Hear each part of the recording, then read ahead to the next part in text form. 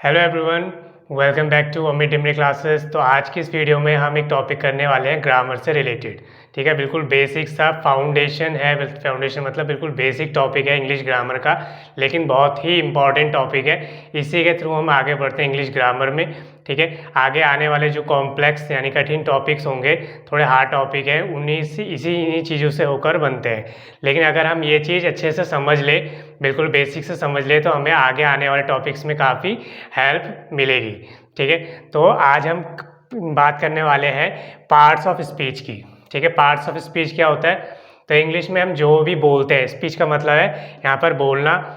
ठीक है, बोल के अंदर किसी सेंटेंस में, किसी में कोई भी सेंटेंस बोलते हैं, कुछ भी बोलते हैं इंग्लिश में, तो जो हर वर्ड उसके अंदर होता है वो किसी न किसी चीज़ के अंदर, माने किसी न किसी चीज़ के अंदर कैटेगराइज होता है। मान लीजिए मैं किसी का नाम बोल रहा हूँ, ठीक है, किसी जगह का नाम बोल रहा हूँ, कोई भी किसी की तारीफ के लिए कोई वर्ड बोल रहा हूँ, या फिर कुछ भी बोल रहा हूँ।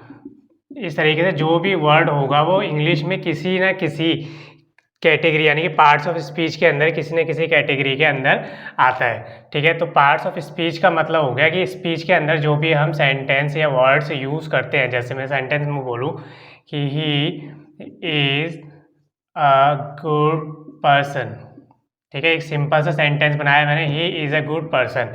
तो ये सेंटेंस इतने सारे वर्ड्सों से मिलकर एक सेंटेंस बना हुआ है यहाँ पर। लेकिन अगर हम हर वर्ड को अलग अलग लेकर चले तो हर वर्ड की अपनी एक कैटेगरी है, यानी कि हर वर्ड किसी न किसी कैटेगरी से बिलोंग करता है। उस कैटेगरी के ग्रुप को क्या बोलते हैं हम? Parts of speech. ही यहाँ पर प्रोनाउन है, ही इज़ वर्ब है, ठीक है, ए आर्टिकल है, गुड यहाँ पर उसकी क्वालिटी को बता रहा है यानी एडजेक्टिव है, पर्सन यहाँ पर नाउन है। तो इस तरीके से हर वर्ड जो इंग्लिश में यूज़ होता है वो किसी न किसी के अंदर आता है। ठीक है, जब तो शुरू करते हैं। पहले डेफिनेशन तो हमने समझ ली, तो सबसे पहले तो ये समझना है कि कभी भी हमें ये फिक्स लेकर नहीं चलना है कि ये वर्ड नाउन है या फिर ये प्रोनाउन है या एडजेक्टिव है। इसको हमें याद नहीं करना है। ठीक है, कि किसी भी वर्ड को हम किस तरीके से समझेंगे, जब हम उसका यूज़ सेंटेंस में करते हैं तो वो सेंटेंस के अंदर किस तरीके से यूज़ हो रहा है, तब हम उसको डिफाइन करते हैं कि ये नाउन है या प्रोनाउन है या एडजेक्टिव है। ठीक है, या फिर एडवर्ब है, कुछ कौन सा वर्ड है ये। मेरे कहने का मतलब है कि हम पहले से याद रट कर नहीं चलेंगे ये वर्ड नाउन है या फिर ये प्रोनाउन है या एडजेक्टिव है, क्योंकि उसका यूज़ एक ही वर्ड का कई तरीके से यूज़ हो सकता है। ठीक है, तो हमें रटना नहीं है, हमें समझना है। और समझेंगे कब? जब हम ज़्यादा से ज़्यादा सेंटेंसेस बनाएंगे, सेंटेंस के अंदर वो वर्ड क्या काम कर रहा है, तब उसके बेसिस पर डिफाइन करेंगे कि वो नाउन है, प्रोनाउन, एडजेक्टिव, एडवर्ब क्या है। कि हमारे पास टोटल कितने पार्ट्स ऑफ स्पीच है? टोटल हमारे पास 8 पार्ट्स ऑफ स्पीच है। कौन कौन से हैं? नाउन, जिसको हम हिंदी में बोलते हैं संज्ञा। हिंदी में भी पार्ट्स ऑफ स्पीच होते हैं, जिसे हम आपने पढ़े होंगे जरूर, संज्ञा। ठीक है, प्रोनाउन को क्या बोलते हैं हम? सर्वनाम, है ना। और एडजेक्टिव को क्या बोलते हैं? विशेषण। और वर्ब को हम बोलते हैं क्रिया। फिर आता है हमारा एडवर्ब, जिसे हम बोलते हैं क्रिया विशेषण।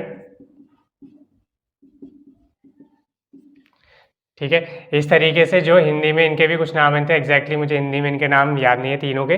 तो बेसिकली ये सभी जो ना हमने हिंदी में भी सेम पढ़े ही हैं लगभग। ठीक है, बचपन में हमने पढ़े हैं। तो उसके बाद इंग्लिश में ज़्यादातर ये यूज़ होते हैं कि noun, pronoun, adjective, verb, adverb, preposition, conjunction, interjection. ठीक है, इंटरजेक्शन को हम डिसजंक्शन भी बोल देते हैं। तो ये सभी पार्ट्स ऑफ स्पीच किस तरीके से काम करते हैं, क्या इनका बेसिक रूल्स होते हैं, ठीक है, वो आज हम समझने वाले हैं। तो बिल्कुल बेसिक से आज हम चलने वाले हैं। तो हर वर्ड को, जो हर वर्ड, हर पार्ट्स ऑफ स्पीच है, उसकी अपनी एक पूरी बुक लिखी जा सकती है हर वर्ड के ऊपर, हर नाउन के ऊपर, प्रोनाउन, एडजेक्टिव। तो हम बहुत ज़्यादा डिटेल में नहीं जाने वाले किसी भी पार्ट्स ऑफ स्पीच के। हम बिल्कुल बिल्कुल बेसिक समझने वाले हैं। आज की वीडियो में हम समझने वाले हैं बेसिक्स। ठीक है, किसी में भी डिटेल में अंदर नहीं जाने वाले हैं, बिल्कुल बेसिक हम समझने वाले हैं। तो सबसे पहले की शुरुआत करते हैं नाउन की। नाउन, ठीक है, नाउन की आपने डेफिनेशन जरूर पढ़ी होगी। Noun is a word name of, noun is a word name of a place, thing, object, feeling, ठीक है। यानी कि नाउन क्या होता है, हमने पढ़ी है डेफिनेशन बचपन से लेके कि noun is the name of a person, place, thing, object, feeling, या संज्ञा किसी वस्तु, स्थान, प्राणी, नाम, भाव के नाम को संज्ञा कहते हैं। इस तरीके से हमने हिंदी में भी पढ़ा है। यानी कि नाउन क्या होता है, बेसिकली डेफिनेशन के अकॉर्डिंग किसी भी चीज़ का नेम। अगर हम शॉर्ट में बोले, डायरेक्ट बोले, तो name of anything is called noun. यानी कि किसी भी चीज़ का नेम नाउन कहलाता है। नेम चीज़ कुछ भी हो सकती है, वो एक पर्सन हो सकता है, वो कोई ऑब्जेक्ट हो यानी कोई वस्तु हो सकती है, वो कोई फीलिंग होती है, कोई भाव हो सकता है। तो किसी भी चीज़ के नाम को हम क्या कहते हैं, संज्ञा कहते हैं, यानी कि नाउन कहते हैं। जैसे एक ये क्या है, ये आपके सामने कुछ चीज़ है, लेकिन ये क्या बोलते हैं हम इसको, मार्कर। तो मार्कर क्या है, नाउन है बेसिकली। ठीक है। ये क्या है, आपके सामने एक स्ट्रक्चर है, तो इस स्ट्रक्चर को हम किस नाम से बुलाते हैं, इसको हम बोलते हैं बोर्ड, है ना। अगर हम किसी पर्सन है तो उसका हमारे सामने खड़ा है तो उसको हम क्या बोलेंगे, इंसान बोलेंगे, आदमी बोलेंगे, औरत बोलेंगे, उसका नाम होगा कुछ। ठीक है। उसका नाम हो सकता है राहुल, अंकिता, अनुज, कुछ भी नाम हो सकता है। तो नाम किसी भी चीज़ का, कोई बिल्डिंग है तो एक स्ट्रक्चर है, तो उसको मान लीजिए इस तरीके का कोई स्ट्रक्चर है, तो ये क्या बोल रहे हैं हम इसको, बिल्डिंग। तो बिल्डिंग भी क्या है, एक अपने आप में उस स्ट्रक्चर को, उस कंसेप्ट को समझने के लिए एक नाम दिया गया है, बिल्डिंग। ठीक है। बिल्डिंग भी क्या है, एक नाउन है। तो इस तरीके से किसी भी चीज़ का नेम क्या कहलाता है, नाउन कहलाता है। ठीक है। तो ये हमने देखा। तो नाउन बेसिकली कितने, दो टाइप के होते हैं। कौन कौन से होते हैं, जो हमने बेसिक टाइप पढ़े हैं। बेसिकली कौन कौन से दो टाइप हमने पढ़े हैं, एक तो कॉमन नाउन,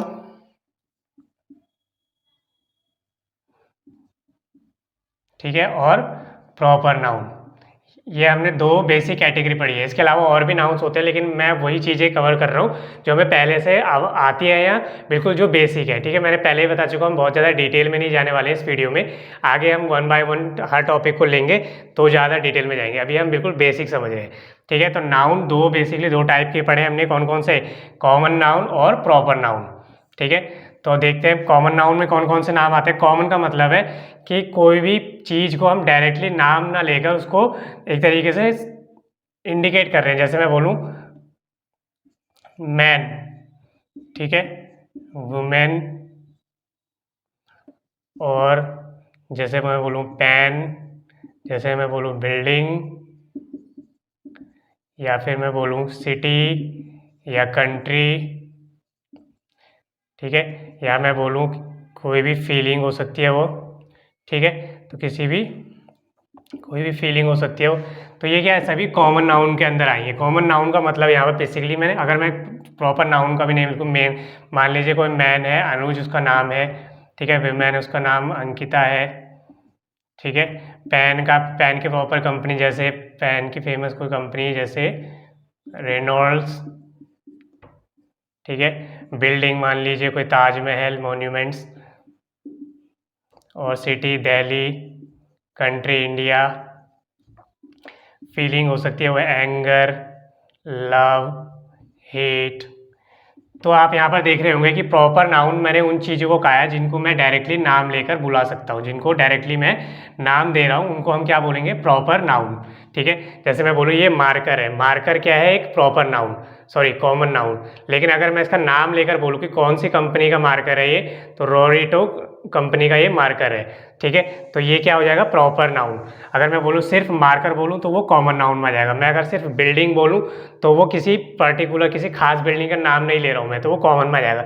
अगर मैं खास बिल्डिंग का नाम ले रहा हूँ, जैसे बिल्डिंग ताजमहल, तो वो प्रॉपर नाउन हो जाएगा ताजमहल। अगर मैं कुतुब मीनार बोल रहा हूँ तो वो प्रॉपर नाउन। आइस्कॉन टेम्पल बोल रहा हूँ तो प्रॉपर नाउन। ठीक है। ऐसी कोई पर्सन है तो वो क्या हो जाएगा, कॉमन नाउन। लेकिन अगर मैं उस पर्सन को नाम लेकर बुला रहा हूँ तो क्या हो जाएगा, अंकित, अनुज, अंकित, सुमित, ये सब क्या हो जाएंगे, प्रॉपर नाउन। ठीक है। तो किसी भी चीज़ का नेम डायरेक्टली जब हम लेते हैं तो उसे प्रॉपर नाउन बोला जाता है। तो ये हो गया हमारे नाउन के बारे में। ठीक है। दूसरा चीज़ और ये क्या है कि जो नाउन है वो किसी भी सेंटेंस में, मोस्ट ऑफ द सेंटेंस में, ठीक है, ज़्यादातर सेंटेंसेस में क्या करता है, एज अ सब्जेक्ट काम कर सकता है। यानी कि जब भी हम किसी सेंटेंस की शुरुआत करते हैं तो सब्जेक्ट या तो नाउन हो सकता है या फिर प्रोनाउन हो सकता है। प्रोनाउन के बारे में हम अब पढ़ेंगे इसके बाद। तो सब्जेक्ट के अंदर या सब्जेक्ट क्या काम कर सकता है, तो नाउन एज अ सब्जेक्ट हो सकता है या फिर प्रोनाउन एज अ सब्जेक्ट हो सकता है। ठीक है, सेंटेंस में कहीं और भी आ सकता है, लेकिन जब मोस्ट ऑफ द केसेस में सेंटेंस जब शुरुआत होती है तो वो या तो नाउन से होता है या फिर वो प्रोनाउन से होता है। यानी कि मेरे कहने का मतलब है कि वो सब्जेक्ट का काम कौन करता है, नाउन करता है या फिर प्रोनाउन करता है। ठीक है, तो कुछ सेंटेंसेस देखते हैं, जैसे Rahul is a good student. ठीक है, अब यहाँ पर तो आपको एक सेंटेंस दिया गया है, यहाँ पर क्या है, नाउन एक ये है और दूसरा नाउन क्या है, स्टूडेंट है। ठीक है, तो दो यहाँ पर नाउन यूज हुए हैं, कौन कौन से, एक तो राहुल, तो राहुल मैंने बताया किसी भी का नाम क्या होता है, नाउन होता है, राहुल किसी का नाम है, तो कैसा नाउन है, प्रॉपर नाउन, क्योंकि मैं डायरेक्टली उस पर्सन को नेम से बुला रहा हूँ। स्टूडेंट, ठीक है, स्टूडेंट यहाँ पर क्या है, नाउन है। ठीक है, यानी कि स्टूडेंट भी क्या है, एक तरीके से एक कंसेप्ट है, स्टूडेंट एक तरीके से एक पर्सन हो सकता है, उसको हमने स्टूडेंट बुला रहे हैं, डॉक्टर हो सकता है, स्टूडेंट हो सकता है। ठीक है, तो ये सब क्या है, नाउन का काम कर रहे हैं। तो नाउन क्या होता है, name of anything is called noun. तो ये बिल्कुल बेसिक सा था नाउन के बारे में। तो आगे देखते हैं प्रोनाउन। प्रोनाउन क्या होता है, बेसिकली प्रोनाउन की डेफिनेशन कि ऐसे वर्ड्स जो कि नाउन के प्लेस पर यूज होते हैं उनको हम प्रोनाउन बोलते हैं। यानी कि ऐसे शब्द जिनको हम प्रयोग कर सकते हैं, किसके स्थान पर, नाउन के स्थान पर, संज्ञा के स्थान पर प्रयोग कर सकते हैं, उसे हम क्या बोलते हैं, सर्वनाम यानी कि प्रोनाउन बोलते हैं। जैसे अगर हम डेफिनेशन के अकॉर्डिंग चलें, जैसे मैं एग्जाम्पल दूं आपको, सचिन इज a brilliant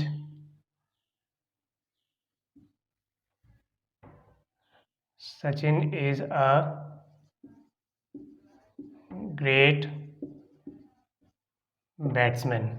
ठीक है, यहाँ पर मैंने एक सेंटेंस लिखा, Sachin is a great batsman. अब मैं क्या कर सकता हूँ कि जो ये सचिन है, अगर मैं इसको डायरेक्टली सचिन यूज ना करूँ, उसकी जगह ही लिख दूँ, he is a great batsman. ठीक है, तो मैंने यहाँ पर सचिन की जगह क्या यूज़ किया है, ही। ठीक है, सचिन क्या है यहाँ पर, नाउन, लेकिन मैंने नाउन के प्लेस पर नाउन को हटा दिया और उसकी जगह पर एक प्रोनाउन यूज़ कर लिया। ठीक है, तो प्रोनाउन का यूज़ क्या होता है कि नाउन के प्लेस पर यूज़ होते हैं, उन्हें हम क्या बोलते हैं, प्रोनाउन, यानी कि नाउन की जगह हम प्रोनाउन का यूज़ कर सकते हैं। ठीक है, जैसे क्यों यूज़ करते हैं बेसिकली, तो जब भी हम कभी सेंटेंस पढ़ते हैं, अगर हमने एक सेंटेंस बना रहे हैं तो ठीक है, नाउन सही लगता है, लेकिन जब हम एक पैराग्राफ लिख रहे हैं और एक ही चीज़ या एक पर्सन या किसी का भी नाम बार बार रिपीट हो रहा है, तो जब हम नाम को बार बार यूज़ करते हैं तो वो काफ़ी इरिटेटिंग सा लगता है पढ़ने में। ठीक है, वो अच्छा नहीं लगता पढ़ने में, तो इसलिए हम प्रोनाउंस का यूज़ करते हैं। ठीक है, जैसे मैं एग्जाम्पल कुछ और दूँ, इसी के सेंटेंस को हम कुछ और ऐड करते हैं। जैसे अब मान लीजिए आपके सामने एक पैराग्राफ है, तो अगर आप यहाँ पर देख रहे होंगे कि मैं नाउन यूज़ कर रहा हूँ, कौन सा नाउन, जो कि किसी का नाम है, सचिन। सचिन यहाँ पर कितनी बार यूज़ हुआ है, एक बार, दो बार, तीन बार, चार बार, पाँच बार। तो जब हम एक पैराग्राफ लिखते हैं और एक ही चीज़ यानी एक ही नाम को, एक ही नाउन को बार बार रिपीट करते हैं, तो आपको पढ़ने में काफ़ी वो बुरा सा लगता है, अजीब सा लगता है। ठीक है, तो यहाँ पर अगर आप पढ़ के देखेंगे तो आपको एक ही नाम बार बार रिपीट हो रहा है, जो पढ़ने में अच्छा नहीं लग रहा है। यानी कि नाउन तो यहाँ पर यूज़ हो रहा है, अगर हम इसको हम प्रोनाउन से रिप्लेस कर दें तो एक कैसे हो जाएगा, Sachin is a great batsman, he has done so many things in world cricket. ठीक है, Sachin scored 100 centuries, he played for 20 years and Sachin has retired now। ठीक है, अब यहाँ पर मैंने क्या किया कि जो नाउन है उसको रिप्लेस कर दिया, किससे, प्रोनाउन से। तो यहाँ पर मैंने क्या किया कि जो पढ़ने वाला होगा उसको फिर अच्छा लगेगा पढ़ने में। ठीक है, और उसकी जो रिपीटेशन है नाउन की, जो बार बार रिपीट हो रहा था सचिन सचिन है, वो यहाँ पर हट गया है। एक बार यूज़ हुआ, दो बार यूज़ हुआ, बार बार यूज़ नहीं हो रहा। तो इस तरीके से हम अपनी राइटिंग को इससे अच्छा बना सकते हैं। ठीक है, लिखने का जो तरीका उसको अच्छा बना सकते हैं। तो प्रोनाउन क्या होते हैं, ऐसे वर्ड जो कि नाउन के प्लेस पर यूज होते हैं। ठीक है, अब कई सारे प्रोनाउन हो सकते हैं, जैसे example, he, she, it, I, we, you, they, those. ठीक है, वी, आवर। तो इस तरीके से काफ़ी सारे प्रोनाउन है जो कि नाउन के प्लेस पर यूज होते हैं। जैसे मैं बोलूँ कि डायरेक्ट, जैसे Rohit and Rahul are going to market. तो रोहित एंड राहुल यहाँ पर क्या है, एक नाउन ये है, एक नाउन ये है। अगर मैं इन दोनों को रिप्लेस कर दूँ तो क्या बन जाएगा, मैं इसको दे से रिप्लेस कर सकता हूँ। वे मार्केट जा रहे हैं, they are going to market. Rohit and Rahul की जगह मैंने क्या यूज़ कर लिया, दे यूज़ कर लिया यहाँ पर, ठीक है। तो they are going to market. तो इस तरीके से मैंने क्या किया, नाउन के प्लेस पर प्रोनाउन को यूज़ कर लिया और उसको शॉर्ट भी बना दिया और डायरेक्ट यूज़ भी मैं कर सकता हूँ। तो इस तरीके से हम प्रोनाउन का यूज़ कर सकते हैं, ठीक है। काफ़ी सारे प्रोनाउन हो सकते हैं, इसके अलावा भी और भी होते हैं। तो हम इसके टाइप के बारे में नहीं जानने वाले हैं, जैसे मैंने बताया बिल्कुल बेसिक वीडियो है, बेसिक ऊपर ऊपर से लेकर चलेंगे, ठीक है।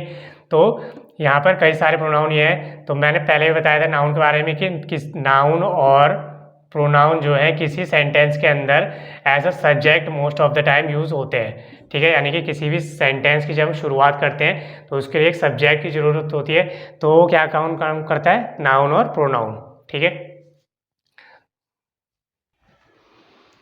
तो नेक्स्ट पार्ट ऑफ स्पीच है हमारा एडजेक्टिव, ठीक है। एडजेक्टिव यानी कि सर्वनाम, सॉरी एडजेक्टिव यानी कि विशेषण, ठीक है। सर्वनाम मतलब प्रोनाउन, एडजेक्टिव का मतलब विशेषण। तो एडजेक्टिव क्या होता है, सिंपल सी डेफिनेशन कि ऐसे वर्ड्स जो कि नाउन और प्रोनाउन, यानी कि ऐसे वर्ड्स जो कि नाउन और प्रोनाउन के बारे में और ज़्यादा डिफाइन करते हैं, उन चीज़ों को, उन वर्ड्स को हम क्या बोलते हैं, एडजेक्टिव। दोबारा समझते हैं, ऐसे वर्ड्स जो कि किसी भी नाउन या किसी भी प्रोनाउन के बारे में और ज़्यादा डिफाइन करते हैं, उनको मॉडिफाई करते हैं, उनके बारे में जो है चीज़ों को डिस्क्राइब करते हैं, तो उसको हम क्या बोलते हैं, एडजेक्टिव। ऐसे वर्ड्स को क्या बोलते हैं हम, एडजेक्टिव। जैसे मैं एग्जांपल बताऊं, कुछ नाउन का एग्जांपल लेते हैं, जैसे student, person,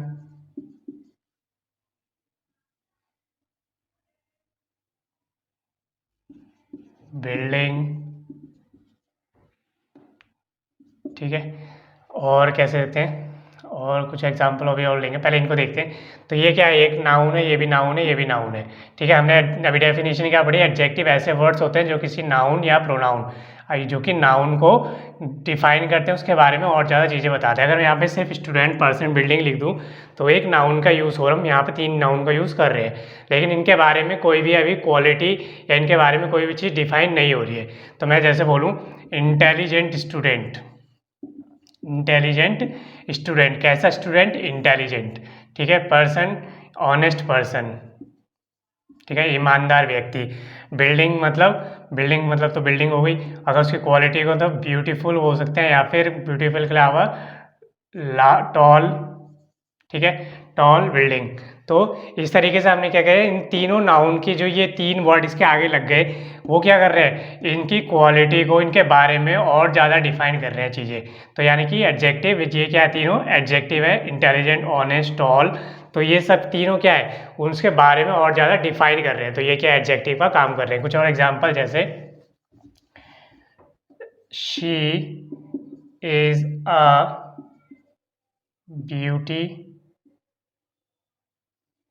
beautiful girl, she is a beautiful girl,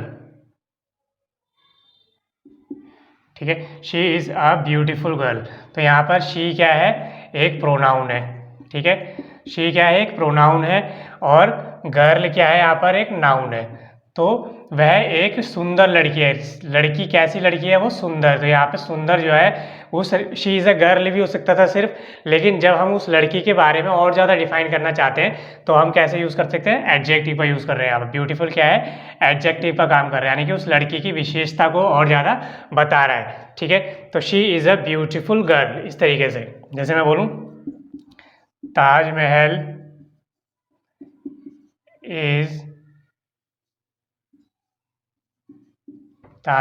is a wonderful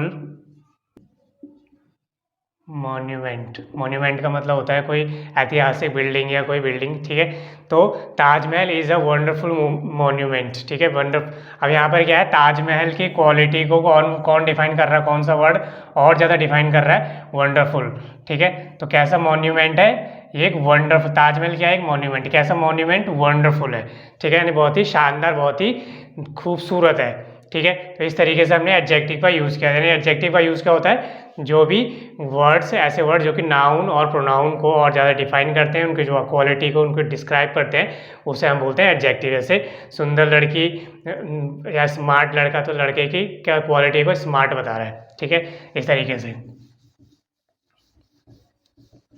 तो ये क्या हो गया, एडजेक्टिव। जैसे और कुछ हो सकते हैं, टॉल बॉय, ठीक है, बॉय कैसा बॉय, टॉल, ठीक है, इसकी क्वालिटी को बता रहा है, डिफाइन कर रहा है उसके बारे में और ज़्यादा, ठीक है। स्मार्ट बॉय, इंटेलिजेंट बॉय, ठीक है, और बैड बॉय।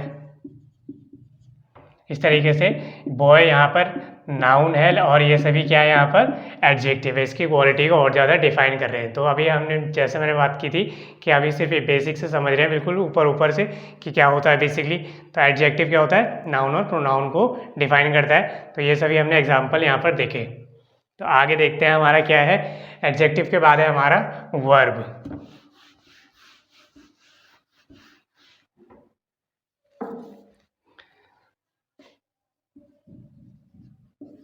ठीक है, वर्ब का मतलब क्या होता है, क्रिया।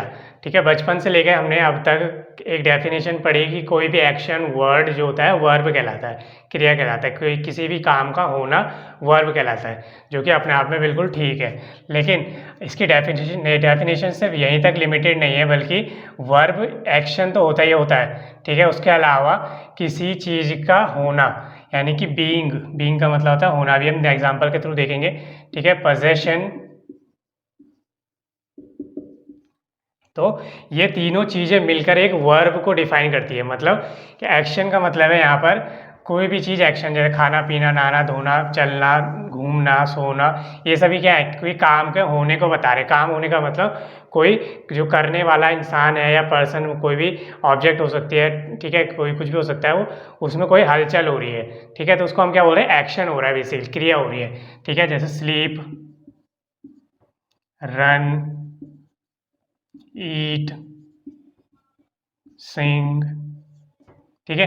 तो ये सभी क्या है, एक्शन वर्ब है, ठीक है, वर्ड्स हैं। ये किसको, कैसे, किस टाइप की वर्ब है, एक्शन को दिखा रही है, क्योंकि इसमें अगर कोई पर्सन सो रहा है, ठीक है, रन है, ये सब किसमें कुछ क्रियाएं हो रही है। तो ये एक्शन जो हम बचपन से पढ़ते आ रहे हैं कि वर्ब इज एन एक्शन, ठीक है। तो ये अपने आप में सही है, लेकिन इसके अलावा भी इसकी डेफिनेशन है, जैसे कि एक्शन के अलावा बीइंग को भी बताता है। बीइंग मतलब होने को, मतलब जैसे मैं बोलूँ he is a doctor, he is a doctor, ठीक है। और जैसे Rahul is a good student. अगर हम यहाँ पे इन दोनों सेंटेंस में देखें तो कोई भी एक्शन नहीं हो रहा, कोई क्रिया नहीं हो रही, यहाँ पर कोई क्रिया नहीं हो रही, कोई भी एक्शन नहीं हो रही। लेकिन जो यहाँ पर इज है, यहाँ पर जो है वर्ब का काम कर रहा है, यानी कि होने का, यानी कि किसी कोई पर्सन कैसा है, कोई ऑब्जेक्ट कैसी है, उसका स्वरूप कैसा है, यानी कि उसका जो है उसकी देखने में कैसा है, मतलब ये ही इज़ अ डॉक्टर, तो वह क्या है, डॉक्टर है। यहाँ पर कोई एक्शन नहीं हो रहा, बल्कि उस पर्सन के बारे में बताया जा रहा है कि वह क्या है, एक डॉक्टर है, वह प्रेजेंट में एक डॉक्टर है। Rahul is a good student, इसमें भी कोई एक्शन नहीं हो रहा है, लेकिन इसमें राहुल के बारे में बताया जा रहा है, होने को बताया जा रहा है। राहुल क्या है, एक गुड स्टूडेंट, ठीक है। Reena was a teacher, Reena एक टीचर थी, ठीक है। यहाँ पर भी क्या है, कोई एक्शन नहीं है, बल्कि उसके होने को बता रहा है कि वो ऐसी थी या ऐसा है, ठीक है, या ऐसा होगा। तो यहाँ पर क्या है, जो ये वर्ड्स हैं, ठीक है, इनको क्या बोलते हैं हम, बीइंग, वर्ब बीइंग, ठीक है, यानी कि ये होने को बताते हैं किसी के, ठीक है। तो इज, एम, आर, वॉज, वर जब किसी मेन वर्ब के साथ, किसी एक्शन वर्ब के साथ यूज नहीं हो रहे हैं, तो वो किसी के होने को बताते हैं। जैसे मैं एग्जांपल दूं आपको, she is running in the park. अब यहाँ पर जो है इज भी यूज हो रहा है, रनिंग भी यूज हो रहा है। यहाँ पर रन क्या है, एक्शन को बता रहा है, होने को बता, मतलब सॉरी, एक्शन को बता रहा है कि वो क्या एक्शन कर रही है, रनिंग, भागने का एक्शन, ठीक है। तो ये एक्शन यहाँ पर वर्ब है, और इज यहाँ पर हेल्पिंग वर्ब की तरह काम कर रहा है। लेकिन जब किसी सेंटेंस में मेन वर्ब नहीं हो रही, ठीक है, मेन वर्ब नहीं होगी और वो डायरेक्ट सब्जेक्ट के साथ यूज़ हो रहा होगा तो वो हेल्पिंग वर्ब नहीं बनेगी। हेल्पिंग वर्ब कब कहलाएगी? जब वो किसी मेन वर्ब के साथ यूज़ हो रही होगी। जैसे यहाँ पर होता रनिंग, रनिंग के साथ इज़ यूज़ हो रहा था, तब वो is am are was were क्या कहलाएगा? हेल्पिंग वर्ब कहलाएगा। अगर वो किसी मेन वर्ब के साथ, किसी एक्शन वर्ब के साथ यूज़ नहीं हो रही है, तब वो बीइंग के होने को बताएगा। जैसे she is in the park, मैंने यहाँ पर हेल्पिंग वर्ब नहीं होगी है, तब यह यहाँ पर होने को बता रहा है। ठीक है, वह पार्क में है, उसकी स्थिति को बता रहा है, उसके होने को बता रहा है, वह पार्क में है। तब यहाँ पर ये हेल्पिंग वर्ब नहीं रहेगी, ये क्या है? बीइंग, होने को बताएगी। अगर मैं इसको as a helping verb use करूँगा तब इसके बाद कोई मेन वर्ब आनी चाहिए। She is running in the park, she is sleeping in the park, तब यहाँ पर ये हेल्पिंग वर्ब का काम करेगी। ठीक है, कुछ एग्जाम्पल जैसे दे वर कुकिंग। ठीक है, दे वर कुकिंग। अब यहाँ पर मेन एक्शन वर्ब क्या है? यहाँ पर कुक। ठीक है, यहाँ पर ये एक्शन वर्ब, एक्शन वर्ब के साथ ये वर्ब यूज़ हो रहा है, सॉरी वर्ब यूज़ हो रहा है, तो ये क्या है? हेल्पिंग वर्ब यूज़ हो रहा है। ठीक है, लेकिन सिर्फ अगर मैं बोलूँ दे वर कुक, दे वर कुक, यानी कि वह कुक थे। कुक मतलब जो खाना बनाने वाले इंसान, व्यक्ति होते हैं, उनको हम कुक बोलते हैं। दे वर कुक, तो यहाँ पर वर्ब के साथ कोई भी मेन एक्शन वर्ब नहीं आ रही है, तो यहाँ पे ये होने को बता रहा है, उसके होने को, कि वो क्या थे, उनके होने को बता रहा है, दे वर कुक, इस तरीके से। ठीक है, तो ये दो चीज़ आपको समझ आएगी कि वर्ब का मतलब सिर्फ एक्शन ही नहीं होता बल्कि होने को भी बताता है। अगला है हमारा पोजेशन, यानी कि एक वर्ब होती है पोजेशन, जो कि किसी के पास कुछ होने को बताता है। पोजेशन का मतलब होता है किसी भी चीज़ पर, किसी भी नाउन पर, प्रोनाउन पर अधिकार को बताता है। जैसे एग्जांपल दूं, ही हैज़ अ कार। ठीक है, अब यहाँ पर हैज़ क्या है? पॉजेसिव वर्ब है। ठीक है, पोजेशन को बता रहा है। पोजेशन का मतलब उसके पास एक कार है। He has a car, has a she has an umbrella. ठीक है, शी हैज़ एन अम्ब्रेला, उसके पास एक छाता है, तो यहाँ पोजेशन को बता रहा है। ठीक है, शी हैड, ठीक है, हैड भी यूज, हैड कब यूज़ करते हैं हम? पास्ट में। शी हैड एन अम्ब्रेला, उसके पास एक अम्ब्रेला था। तो यहाँ पर क्या है? हैड क्या है? हैज़ क्या है? हैव क्या है? ठीक है, दे हैव अ कार, उनके पास एक कार है। तो यहाँ पर क्या है कि ही हैज़, हैव, हैड, ये क्या है? पोजेशन को बता रहे हैं। ये क्या है? एज अ वर्ब काम कर रहे हैं। यहाँ पे कोई ये एक्शन वर्ब नहीं है, ये होने को नहीं बता रहे, लेकिन ये पोजेशन को बता रहे हैं कि उनके पास कोई किसी चीज़ पर अधिकार है। ठीक है, उनके car, he has a car, she has an umbrella, इस तरीके के जो वर्ड्स हैं, हैज़, हैव, हैड, ये क्या है? किसको बता रहे हैं? पोजेशन को बता रहे हैं। ठीक है, तो वर्ब हमने समझा कि एक्शन हो सकता है, वो बीइंग हो सकता है, और पोजेशन को बता सकता है। तो वर्ब इन तीनों के मिलाकर बनता है।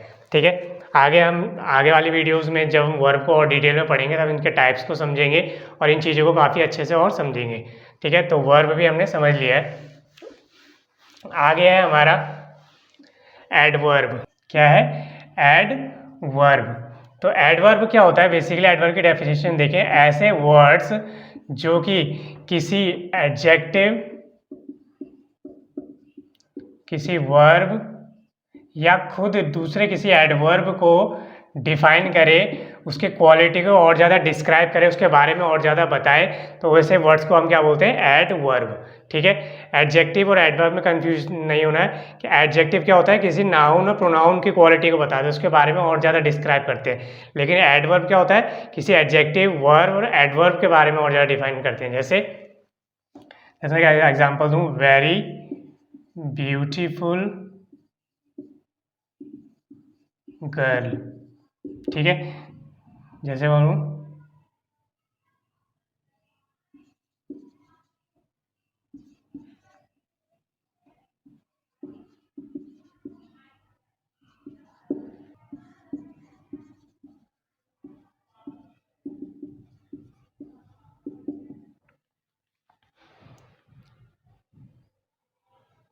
तो यहाँ पर देखें तो वर्ड क्या डेफिनेशन क्या कह रहा है, ऐसे वर्ड्स जो कि एडजेक्टिव वर्ब या खुद अपने आप को यानी कि खुद एक एडवर्ब को डिफाइन करे, ऐसे वर्ड्स को हम बोलते हैं एडवर्ब। जैसे वेरी ब्यूटीफुल गर्ल, तो गर्ल यहाँ पर क्या है, नाउन।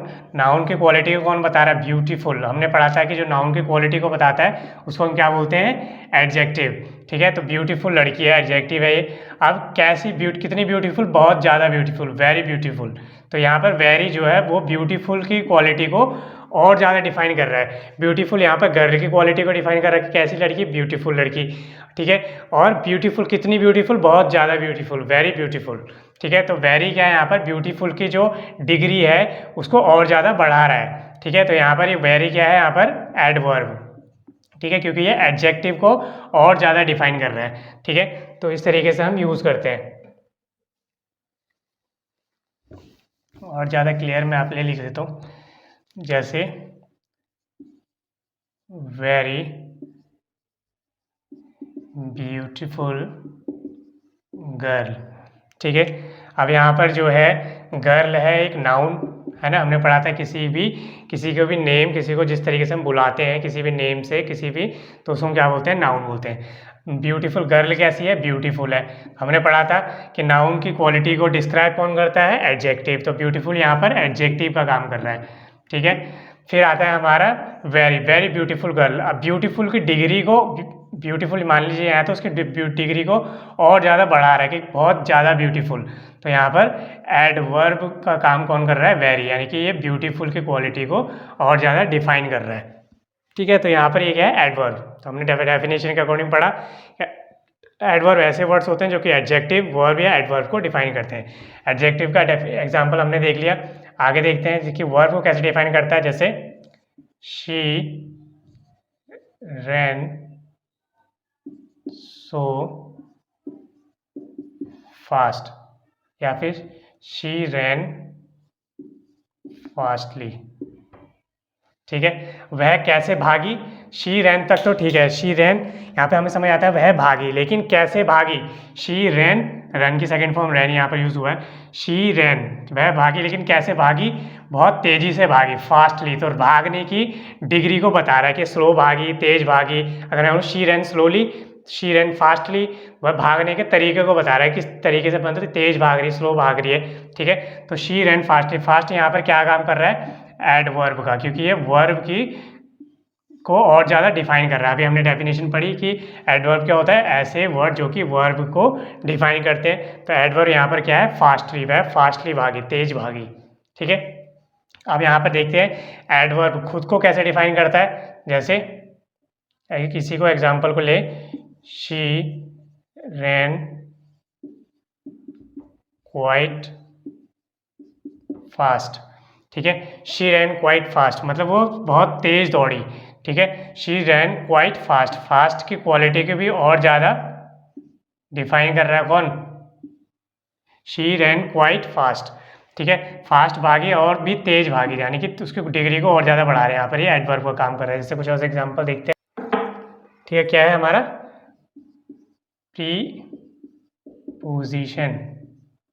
ठीक है, प्रीपोजिशन क्या होता है, प्रीपोजिशन का अगर हम सेंटेंस देखें तो सेंटेंस देखते हैं पहले, उसके बाद हम देखेंगे। जैसे मैं बोलूँ the cat is on the table. ठीक है, the fan is above my head. ठीक है, ये दो सेंटेंस आपके सामने है।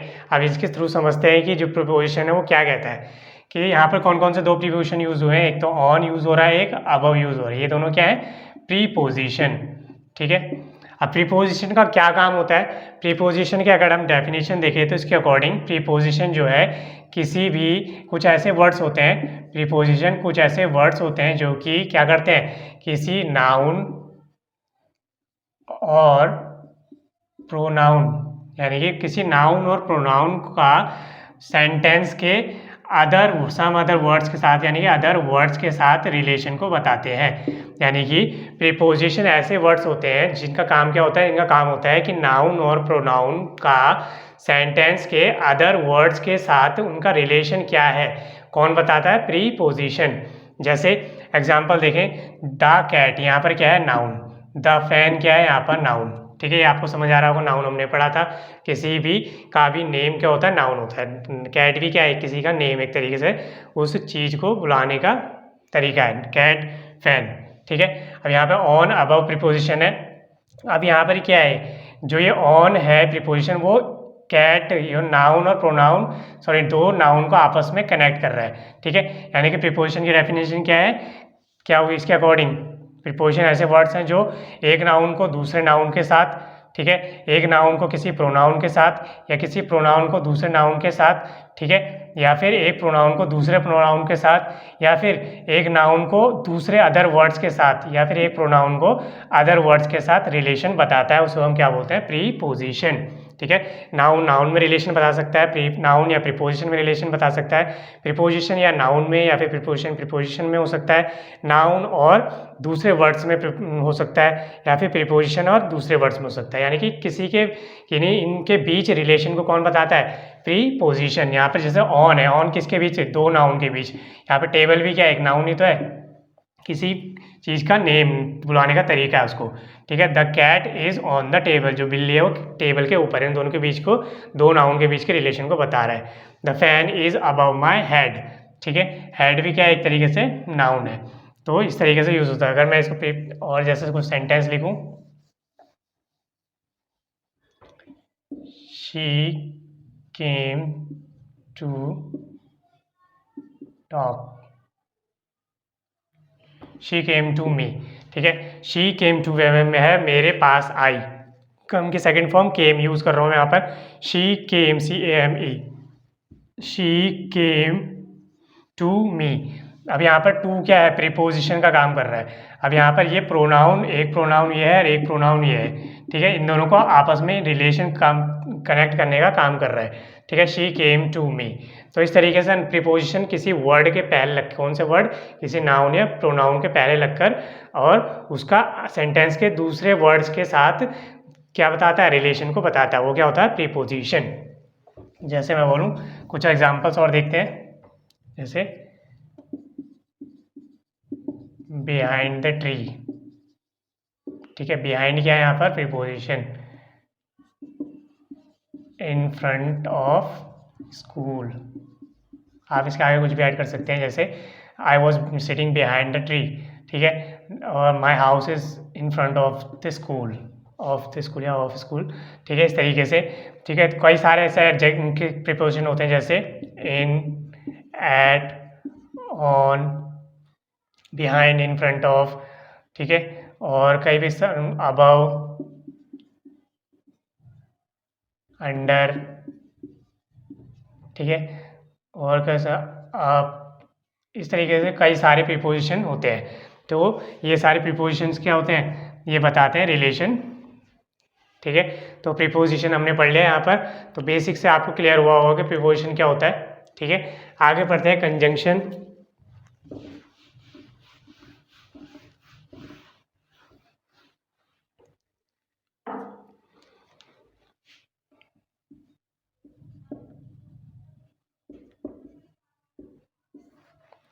ठीक है, कंजंक्शन का मतलब क्या होता है? सबसे पहले तो अगर हम इसके वर्ड को तोड़े, तो कंजंक्शन का मतलब होता है, अगर हम रेलवे जंक्शन की बात करें, जहाँ पर बहुत सारी ट्रेन्स आपस में मिलती है, मतलब एक जहाँ पर कलेक्ट होती हैं, तो उसको हम क्या बोलते हैं? जंक्शन। तो कंजंक्शन का मतलब है ऐसे वर्ड्स, ठीक है, ऐसे वर्ड्स जो कि क्या करते हैं?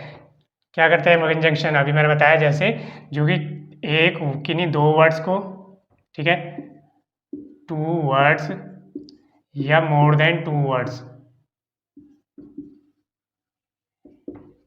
ठीक है, या फिर दो सेंटेंसेस को, या फिर मोर देन टू सेंटेंसेस, ठीक है, या फिर दो फ्रेजेस को।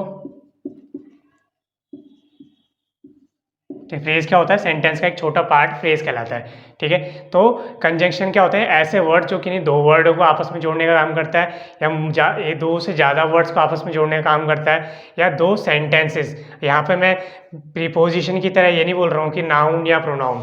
ठीक है, वो वर्ड कुछ भी हो सकते हैं, जरूरी नहीं है कि वो नाउन प्रोनाउन नहीं हो। ठीक है, जैसे एग्जाम्पल,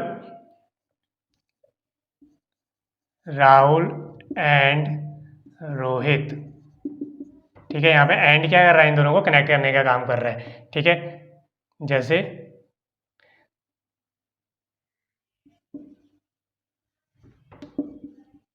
कम हेयर और गो देयर। ठीक है, यहाँ पे कम हेयर एक सेंटेंस ये है, एक सेंटेंस ये है। ठीक है, यहाँ पे सेंटेंस बोल सकते हैं आप, इसे फ्रेज बोल सकते हैं इन दोनों को। तो ये और क्या है, इन दोनों को आपस में जोड़ रहे हैं, यहाँ आओ या फिर वहाँ जाओ। तो ये क्या है, और एंड ये क्या है, आपस में इनको कनेक्ट जोड़ रहा है। ठीक है, और कुछ एग्जाम्पल जैसे कई सारे जो है कंजंक्शन हो सकते हैं, जैसे और, एंड, बट, बिकॉज। ठीक है, फॉर,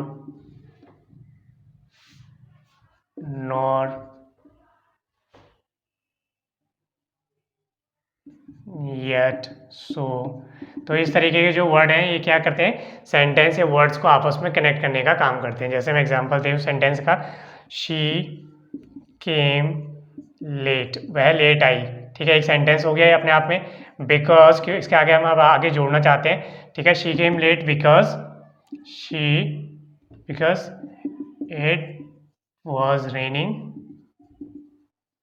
ठीक है, वह लेट आई क्योंकि बारिश हो रही थी। यहाँ पर मैं दोनों सेंटेंस को अलग अलग लिख सकता था, she came late, it was raining. लेकिन मैंने इन दोनों को सेंटेंस को आपस में कनेक्ट करने के लिए, आपस में रिलेशन बताने के लिए किससे कनेक्ट कर दिया, बिकॉज से।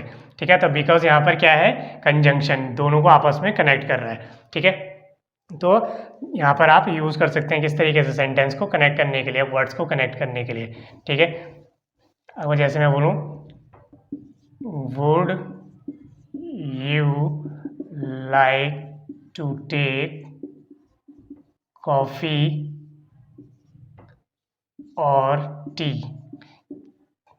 तुम क्या लेना पसंद करोगे, कॉफ़ी या फिर टी। तो यहाँ पे मैं और से क्या दे रहा हूँ, यहाँ पर दो चीज़ों को कनेक्ट कर रहा हूँ, उनके बीच में चॉइस दे रहा हूँ। ठीक है, तो इस तरीके से आप यूज़ करते हैं। तो एक प्रीपोज कंजंक्शन को यूज़ करने का, याद रखने का सिंपल सा मेथड है, फैन